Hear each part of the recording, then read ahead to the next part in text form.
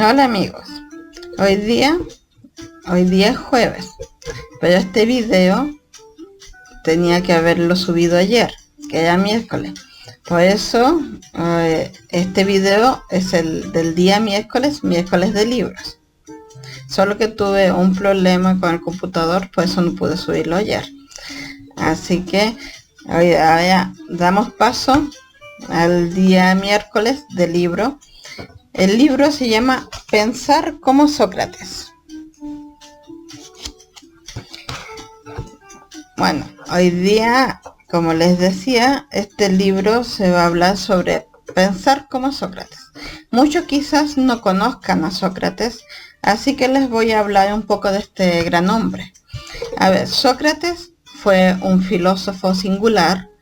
Algunos de sus discípulos nos lo presenta como un hombre raro, lo que en griego de entonces se llamaba atopos. Ahora actualmente a Sócrates se le estaría indicando como un hombre principalmente más excéntrico. Los discípulos de este filósofo narran a su maestro especialmente con episodios. Por ejemplo, el que indica Platón en su libro El banquete, habla de un episodio en donde Sócrates fue a una campaña militar donde permaneció de pie en el mismo lugar desde la aurora. La aurora, para quienes no saben, es la claridad que precede a la salida del sol, para quien no lo sepa. Entonces este hombre se quedó meditando desde la aurora hasta, obviamente meditando algo que le inquietaba, y así siguió hasta al día siguiente. Luego, tras de hacer su plegaria al sol, porque él rezaba al dios Ra, al dios sol, dejó el lugar y se fue. A eso se le llamaría, obviamente en ese tiempo, un griego se le llamaba que era una persona atopa, o sea, una persona que era una persona muy especial. Ahora, desde el punto de vista, obviamente, de un lector actual, la principal rareza de este hombre, de Sócrates, consistía en que es un filósofo del cual aún no contamos con ningún escrito físico hablo, no que haya dejado libros o algo así. Y no es porque se hayan perdido, sino por una decisión deliberada del mismo Sócrates, ya que él prefería más a la palabra hablada, al diálogo, antes que al frío ejercicio de la escritura.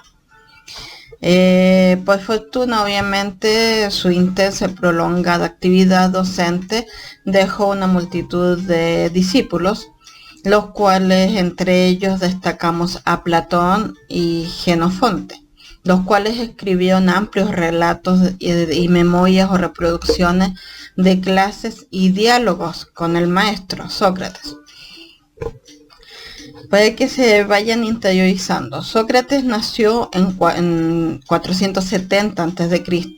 en Atenas, en una modesta casa a las afueras de la ciudad. Él era un hijo de un escultor de que de niño adquirió el oficio de dar formas a las piedras, y la madre de Sócrates tenía la profesión de partera. Las parteras son las que daban a luz, o sea, ayudaban a dar a luz a las mujeres. Lo que hoy se le denomina matronas. Obviamente Sócrates solía decir en broma que él heredó en sí el mismo arte de su madre, ya que él ayudaba a la gente a dar a luz a sus propias emociones y concepciones. Quizás afirmaba un poco lo mismo, la misma forma jocosa que lo decía su madre, lo decía del padre, ya que él adquirió la destreza de esculpir hombres virtuosos y no aquellos estáticos que impone el mármol, así. Bueno, según él, esculpía hombres de carne y hueso, ya que eran capaces de utilizar su propia inteligencia y construirse una vida más dichosa.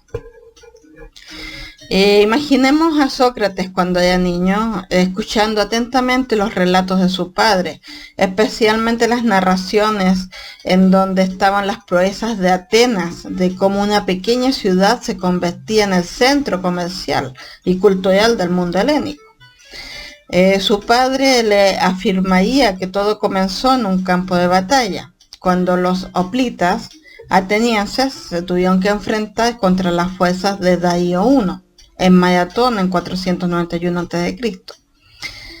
El pequeño Sócrates escucharía de primera de primera fuente esta hazaña, ya que el papá de él le tocó pelear directamente en esta pelea, ya que todos los ciudadanos en ese entonces debían formar parte de las contiendas bélicas. Y era obvio porque todos se tenían que reunir. Las fuerzas, en ese entonces, las fuerzas militares era el pueblo mismo. Y obviamente un padre de familia no iba a querer que venga un extranjero a quitarle sus tierras, a matar a su esposa, a su hijo y encima quedarse con todo lo que había obtenido. Entonces, ¿qué es lo que hacían todos en el pueblo? Se formaban ellos mismos o el ejército. Sócrates alcanzó una madurez intelectual en un momento en el que Atenas triunfaba una corriente filosófica muy particular, el movimiento sofista. Sócrates más o menos tendrá unos 20 años en ese entonces, era más joven que Protágoras. Protágoras era la gran figura de los sofistas en ese tiempo y definió su propio pensamiento en el debate constante con las tesis de los sofistas. Sócrates los criticaba duramente por las ideas políticas y morales que contenían los sofistas y también por el modo que buscaban ellos rentabilizar económicamente sus enseñanzas. Pese a ello, los contemporáneos a veces confundían a Sócrates con sus rivales. El primer documento que lo presenta como educador a Sócrates es una comedia de Aristófanes, el cual se llama Las Nubes, en la cual fue representado en el año 420 a.C. y en la que Sócrates aparece como un sofista, dedicado a enseñar la retórica y a enriquecerse a costa de los jóvenes atenienses. Sócrates tuvo muchos discípulos, entre ellos tuvo Platón, el cual fue discípulo directo suyo, y después vino Aristóteles, el cual fue discípulo de Platón, y además está la compañera de Pericles, que recordemos que Pericles en ese entonces era abogado, magistrado, general, político y un orador ateniense muy singular en esos momentos, los momentos de la edad de oro de Atenas. En ese tiempo la compañera de él se llamaba Aspasia de Mileto, la cual fue una maestra de retórica y logógrafa. Para quien no sepa, un logógrafo eran historiadores y cronistas griegos anteriores a Heródoto. Ya. Esta mujer obviamente tuvo mucha influencia en la vida cultural y política de Atenas, de ese siglo, del siglo de Pericles.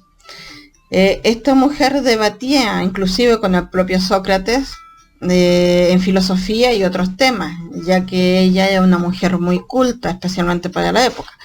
Recordemos que en la época del 400 y tanto, todavía las mujeres eran muy dadas a la vida, digamos, de fiestas, ir a comprar ropa, las joyas. No le interesaba mucho a las mujeres de esa época instruirse en temas filosóficos, arte o música o algo así. Igual las educaban un poco en la danza o en la pintura, pero no para que fuesen maestros en algo así. Por lo tanto, que una mujer tuviera tanta cultura resaltaba de entre de las demás.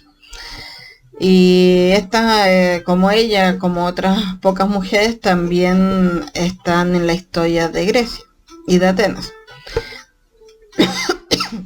Esta mujer obviamente fue famosa por la mentalidad y la educación la cual tenía y que podían debatir con cualquier persona sin ningún problema. La diferencia entre Sócrates y los sofistas era notable. Primero porque Sócrates utilizaba la mayéutica para poder enseñar, o sea, para impartir la enseñanza. Sócrates utilizaba esta técnica, lo cual los sofistas es al revés. Los sofistas debían tener una utilidad práctica para los alumnos, como lo era el arte de las oratorias en la Atenas democrática, y donde el éxito en la política dependía mucho de qué tan buen orador eras, especialmente a masas grandes, o sea, lo cual podríamos decir, por ejemplo, en conciertos que eran más de 1000 personas. Allí también podríamos decir más de 500 o que fuese un grupo de 100 en ese tiempo. Y el cual obviamente Sócrates por su parte no buscaba más estimular el espíritu de los discípulos y no actuaba como un maestro al uso que inocula nuevos conocimientos a los alumnos, como era el método de los sofistas. Por lo tanto, el método que tenía Sócrates, la mayéutica, término que proviene de la palabra mayeuta, que significa partera, que es la profesión que tenía la madre de Sócrates, igual que una partera o una comadrona, él ayudaba al alumbramiento de las ideas y los conocimientos en los alumnos. Ya que Sócrates ayudaba a aflorar las ideas que éste tenía en el interior, o sea, que el alumno tenía, que guardaba en su propio interior, para analizar si esas ideas le servían, si eran valiosas o merecían detenerse en ellas, o simplemente era ya tiempo de deshacerse de esas ideas. Esa es la idea de Sócrates hacia el alumno, o sea, empieza a conocerte a ti mismo, empieza a conocer más que nada lo que hay dentro de ti. Él no le gustaba mucho entrar en esos largos parlamentos como lo hacían los oradores de su tiempo, frente a tantas personas. Principalmente él siempre tenía pequeños auditorios. Ya cuando hablamos de pequeños auditorios hablamos de unos 5 o 10 personas escuchándolo. A él le gustaba más bien tener una conversación, y las conversaciones para Sócrates no era cualquier conversación también. No es que se pasaba conversando con cualquier persona, sino que las conversaciones para Sócrates tenían que cumplir algunos requisitos. Como por ejemplo, el diálogo es ante todo una forma de razonamiento, lo cual incluye un acuerdo entre Sócrates y su interlocutor. Los nuevos acuerdos obviamente se alcanzaban dentro del diálogo, lo cual debían ser diálogos coherentes con los alcanzados con antelación. Y obviamente se descartaban los incompatibles. Ahora hay un fragmento de Georgias, escrito por Platón, el cual fue, recordemos, discípulo de Sócrates, donde él recrea un diálogo entre Georgias y Sócrates. Georgias de Leontino. El relato dice así: Georgias dice sí, afirmando. Sócrates dice: ¿el que ha aprendido la música es músico? Georgias dice sí, lo es. Sócrates le pregunta: ¿y el que ha aprendido medicina es médico? Y en la misma relación, las demás artes, ¿de qué modo que el que aprende una de estas adquiere la cualidad que le proporciona su conocimiento? Georgias le dice sin duda, afirmando, y Sócrates le dice, siguiendo ya este mismo razonamiento: ¿el que conoce los justos no es justo? Y Georgias le dice indudablemente. Y Sócrates le dice, bueno, ¿y lo justo obra justamente? Y Georgias le dice sí. Esa es la forma en como él definió una conversación. El otro rasgo que definía y distinguía a Sócrates de los sofistas es que estos últimos, cuando llegaban a una ciudad, se presentaban ante el público, así como lo hacían los circos, como lo hacen los circos actualmente. Le enseñaban el programa de los cursos que ellos iban a ofrecer a esa ciudad y el impuesto de la matrícula, el cual variaba según el tipo de maestro que tú elegías. Obviamente cada profesor tenía un precio diferente. Y se podían decir que en ese momento habían algunos sofistas que obtenían elevadas sumas de dinero por su propia actividad. Sócrates, en cambio, rechazaba poner precio a sus enseñanzas. No porque en sí dijéramos, no porque en sí él le interesara quizás mucho la parte material, no era tanto eso. Igual le interesaba porque tenía que comer, pagar deudas y todo eso, como todo el mundo. Lo que pasa es que en ese tiempo el papá de Sócrates le dejó un buen, digamos, un buen futuro. Le dejó una casa y le dejó dinero para que él pudiera mantenerse durante su vida.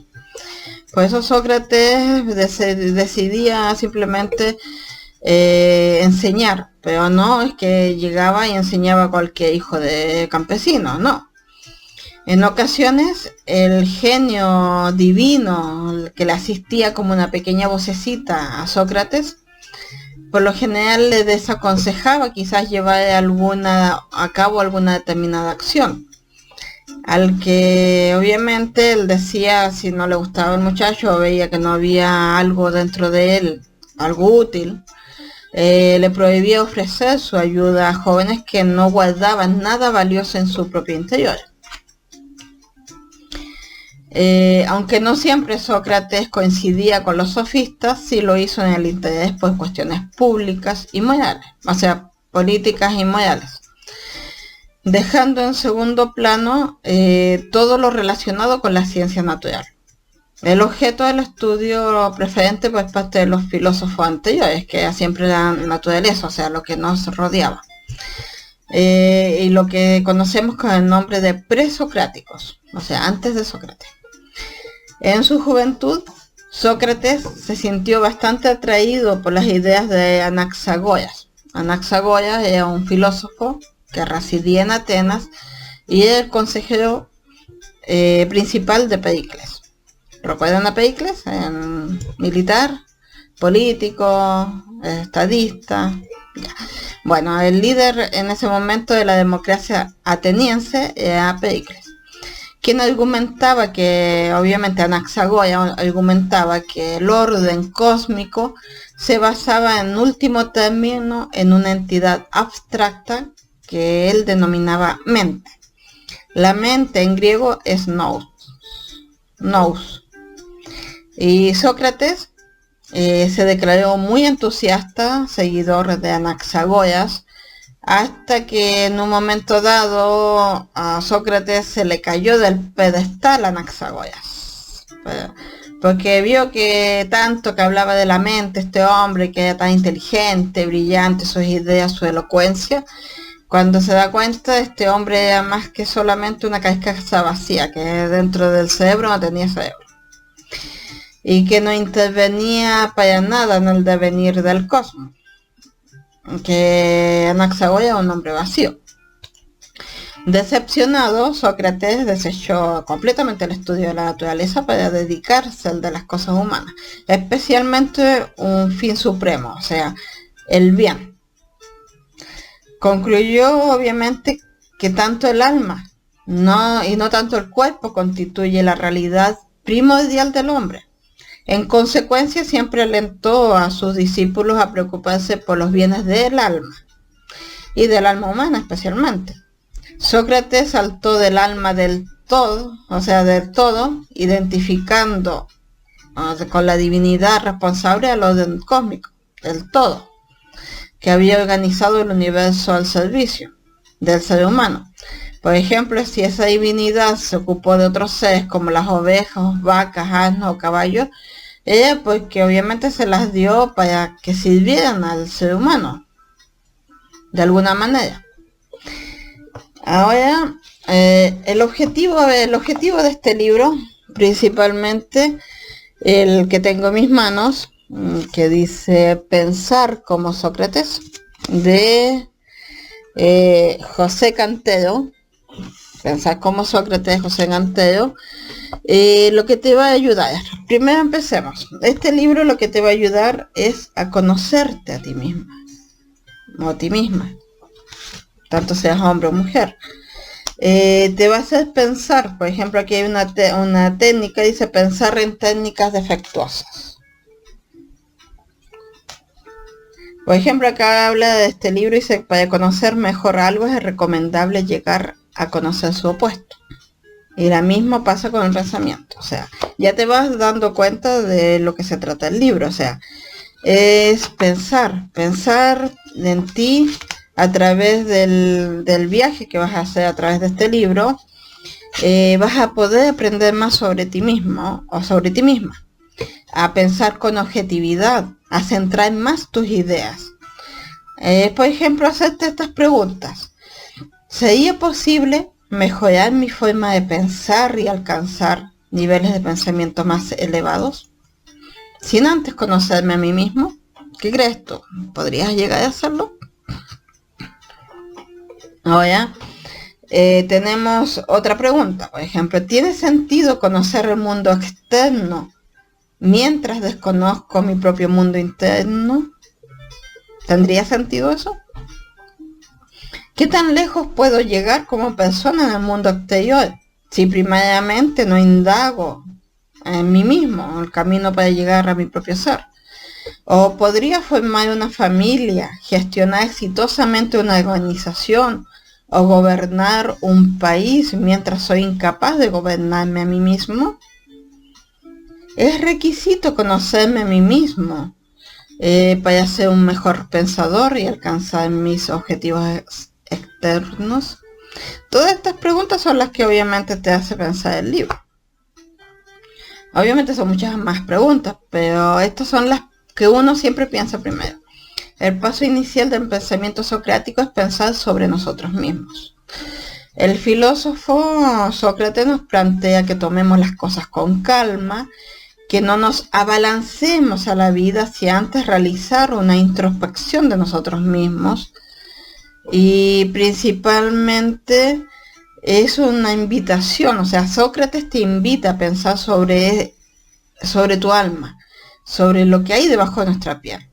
No desde una mirada egoísta, sino desde una perspectiva a través de la responsabilidad y la madurez que eso conlleva el conocerse a sí mismo.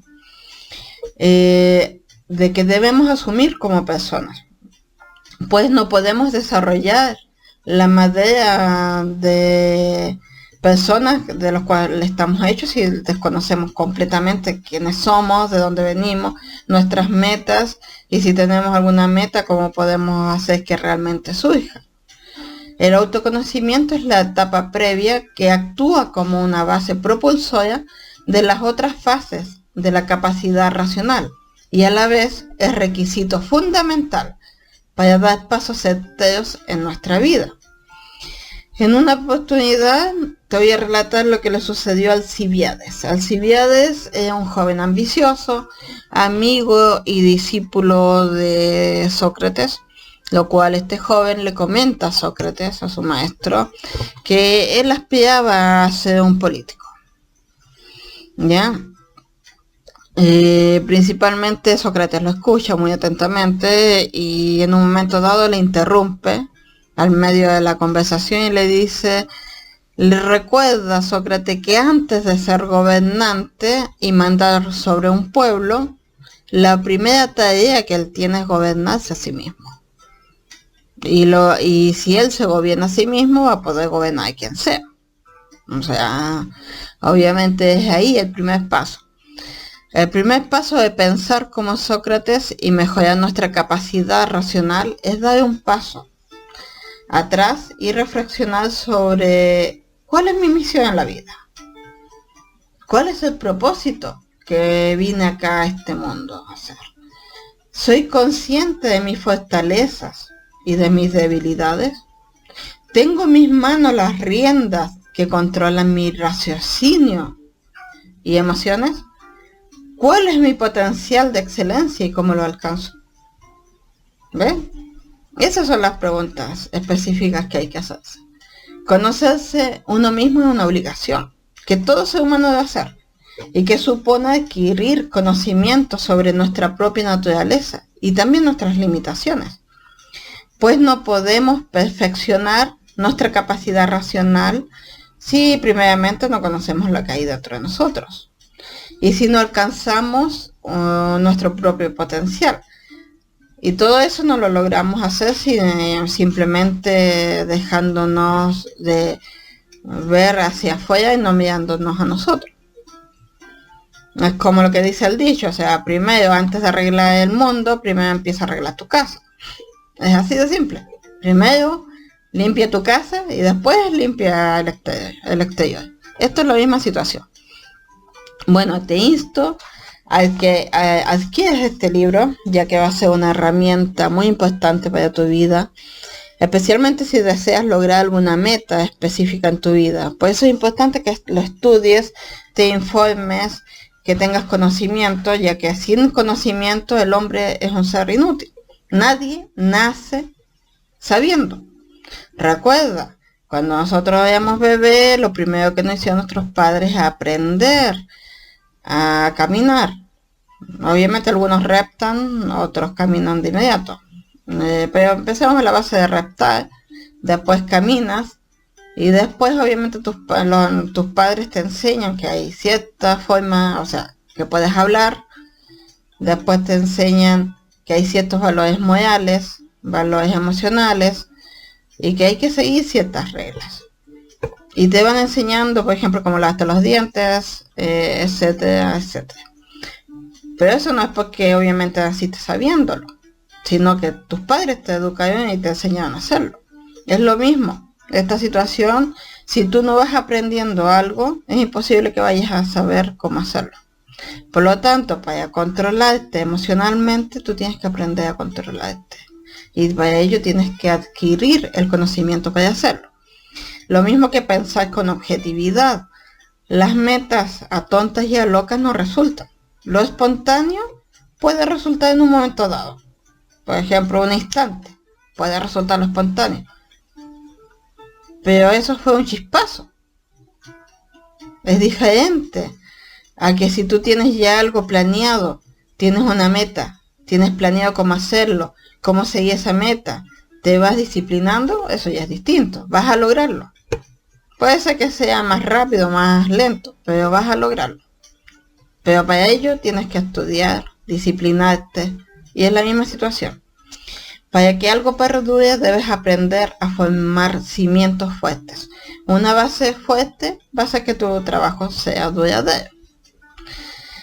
De hecho, Sócrates adoptó un punto de vista opuesto al de los sofistas en las cuestiones éticas y políticas, igual que una técnica, como la del médico, ¿te acuerdas? O la del músico que él mencionaba a Georgias.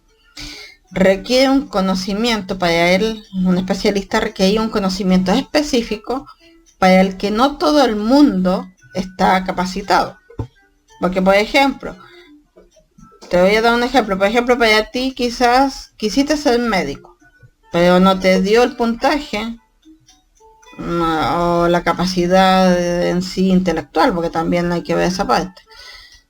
Y decidiste tomar otra carrera, que sí estaba más acorde a ti. Lo mismo sucede con esto. O sea, cada especialista está hecho para ello. En consideración, Sócrates consideraba que el gobierno debía ser ejercido por sabios expertos en lo relacionado con el bien y la justicia y las virtudes morales. De ello se derivaba una dura crítica al sistema democrático vigente, que en Atenas del tiempo de Sócrates, que a los ojos de él era una forma de gobierno injusta, ya que porque consistía en manos de la mayoría de ignorantes de las cuestiones más vitales y trascendentes que solo los expertos podían resolver, y era verdad.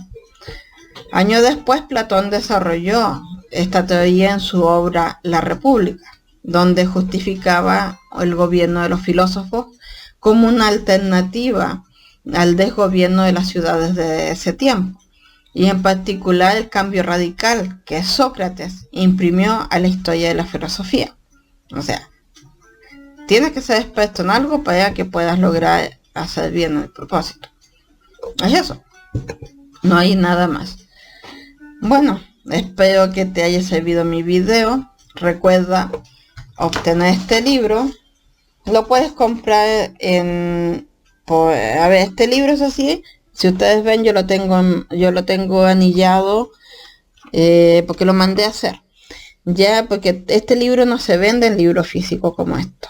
Se vende en un libro en Amazon, lo venden por Kindle y en BooBook, en la librería online BooBook o editorial BooBook, te lo venden en formato PDF o EPUB, creo que es el otro formato.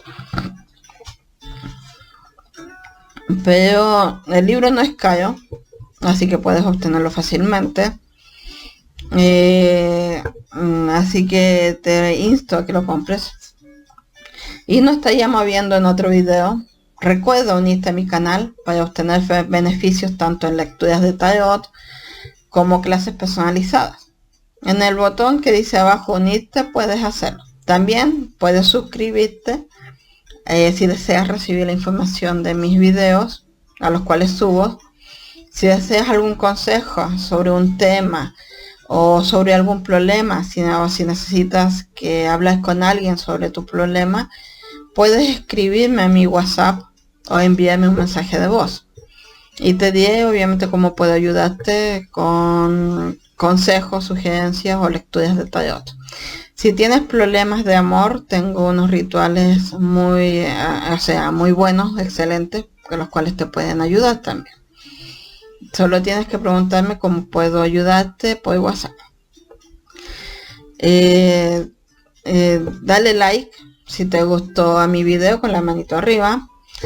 Si deseas comunicarte conmigo o ver la información de mis servicios, al final de este video te dejo el enlace, y te dejo mi WhatsApp. Abajo, en la descripción del video, en la caja de descripción del video, en la pestañita, si la expandes, va a salir todos mis links y mi WhatsApp también. Así que comparte este video si te sirvió, y si te gustó, comparte este video en las redes sociales, y te doy mis bendiciones y prosperidad para ti, y que nunca caiga el techo encima de ti, y que los amigos reunidos debajo de él nunca se vayan. Besos y abrazos, y nos vemos en el próximo video, que llegaría a ser el día viernes. Este viernes. O sea, como te dije, hoy día jueves tuve que subir el video por ese problema, así que mañana nos estaríamos viendo en un video en vivo. Así que si te interesa, voy a hacer un poco de lecturas online si te interesa. Es una pregunta específica por persona, no leo temas. Y sí, voy a tratar, mañana es viernes de tarot y actualidad. Ya, así que voy a tratar un tema específico, y después de que trate el tema, damos paso a las personas que deseen hacer una pregunta específica al tarot, en vivo y en directo. Bueno, estamos viendo. Besos y abrazos.